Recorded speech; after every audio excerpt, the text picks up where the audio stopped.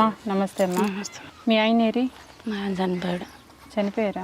ఎన్నాళ్ళు అయింది? 7-8 సంవత్సరాలు అవుతుంది. మీకు ఎంతమంది సంతానం? 5 పిల్లలు. 5 పిల్లలు. మీ ఆయన ఏం చేసేవారు?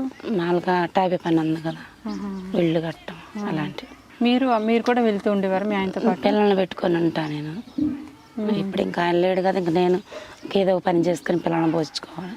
5 పిల్లలు మరి ఎలా పోషిస్తారని? 5 పిల్లలు ఏం చేస్తా, మగ పిల్లడి కోసం ఉంచుకున్నాం మేడం. ఇప్పుడు పుట్టారా పని?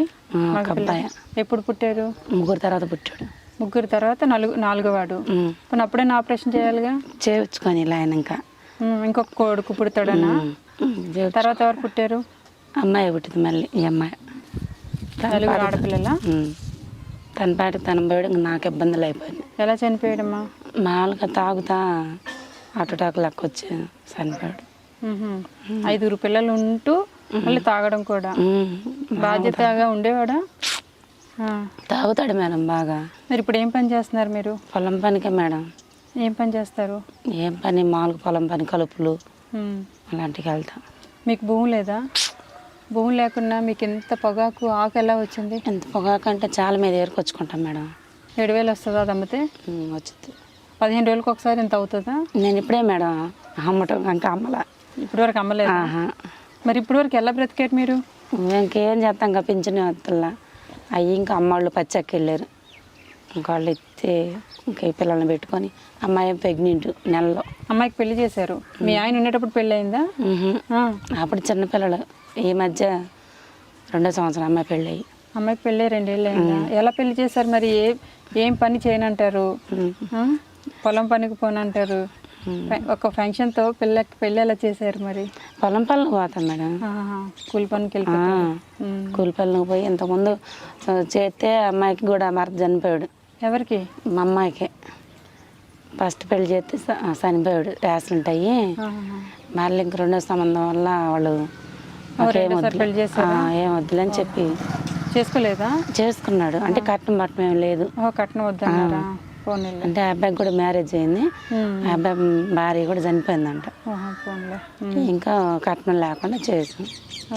ఇప్పుడు ఈ అమ్మాయి ప్రెగ్నెంట్. పోనీలేమ్మా. వేరే ఒకసారి కనిపిస్తావా? అమ్మాయి బాగుంది చక్కగా. తాతే బాగాలేదు మేడం. అమ్మాయికి వచ్చిన భర్త కూడా మంచిడు కాదు. ఇప్పుడు వచ్చిన అబ్బాయి తాగుడు. మీ ఆయన లాగేనా? కోరుండి పెళ్లి చేసుకున్నారా అమ్మాయిని? కోరే పెళ్లి చేసుకున్నాం. మాకేం పని చేసే అవసరం లేదు, ఇంట్లో పోసి మాకు అన్నం కూర పెడితే చాలు అని చెప్పి చేసుకున్నాం. అలాంటప్పుడు బాగా చూసుకోవాలి. బంగారంలా ఉంది అమ్మాయి. బంగారు లాగా ఉంది. ఈ అమ్మాయి పెద్ద అమ్మాయా? చిన్న అమ్మాయి లాస్ట్ అమ్మాయి. ఈ అమ్మాయి ఇంక దీని తర్వాత అమ్మాయి. ఈ అమ్మాయి తర్వాత అమ్మాయి. 2 హాస్టల్ వేసాం. ఇంక ఈ అమ్మాయి ఎక్కడే ఉంటుంది. పిల్లడు కూడా 6వ క్లాస్ అయితే మేరమెట్లో హాస్టల్లో ఉన్నారు. నువ్వు ధైర్యంగానే ఉండాలి. ఎందుకంటే ఇంకా పిల్లల్ని చుట్టూ అల్లుకొని ఉన్నారు కాబట్టి నువ్వు ధైర్యం చేస్తా మేడం. నేనే ఇంక వాళ్ళకి ఇంకెవరు ఉండరు. అవును. నాకంటే ఏం ఆధారం లేదు మేడం. ఒక ఇల్లు లేదు, చోటు లేదు. నేను పనికి వెళ్తాను ఇంక పిల్లలకి పోషించుకుని. గవర్నమెంట్ మీకు ఏం స్థలం అదేమి ఇవ్వలేదు? ఏమి ఇవ్వలేదు మేడం నాకు. ఇక మీ అమ్మ నాన్న పని చేస్తారు? పని చేస్తారు. ఇప్పుడు మీరు వెళ్తున్నారు పనికి. వాళ్ళు ముసలి అయినా మీకోసం తప్పట్లేదు అన్నమాట. వాళ్ళే మేడం నాకు కొంచెం ఏదన్నా మా పిల్లల్ని చూసుకోవాలన్నా ఏదన్నా డబ్బు అయినా వాళ్ళే. నాకు ఇంకెవరు లేరు. మీ అమ్మ నాన్నకి ఎంతమంది సంతానం? 2 ఆడపిల్లలు. ఆ అమ్మాయి ఎక్కడ ఉంటుంది? ఆ అమ్మాయిని మల్లారం ఇచ్చారు. వాళ్ళ కుటుంబం బాగానే ఉంది? వాళ్ళకి పర్వాలేదు. సరేరా.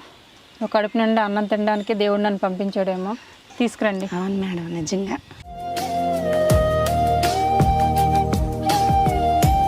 నేను కూడా నీకు అక్కలాంటి దాన్నే. ఓకేనా? నువ్వు కడుపుతో ఉన్నావు కదా, సో నా కొడుకు కూతురు లోపల ఉండుంటారు. అందుకని వాడి కోసం ఇవన్నీ బిస్కెట్లు ఇవన్నీ అయితే లోపల ఉన్నవాడికి అయితే ఇవ్వు. అమ్మ ఇందులో పప్పులు ఉప్పులు అన్నీ ఉంటాయమ్మా. బియ్యం. స్మిత రాబా.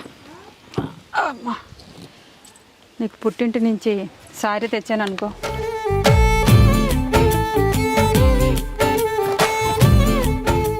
చీర జాకెట్టు. అమ్మా మీకు కూడా తీసుకోండి. చీర జాకెట్ మీకు కూడా అమ్మా. అమ్మాయి డెలివరీకి మీరు ఏమి ఇబ్బంది పడకండి. భగవంతుడు తోడుగా ఉంటాడు. కష్టపడే వాళ్ళకి ఎప్పుడు కూడా దేవుడు అండదండలు ఎప్పుడు ఉంటాయి. నిజాయితీగా ఉన్న వాళ్ళకి ఎప్పుడు నాలాంటి వాళ్ళు ఎప్పుడు ముందు ఉంటారు అనమాట మీకు సాయం చేయడానికి. 15,000 ఇస్తున్నాను.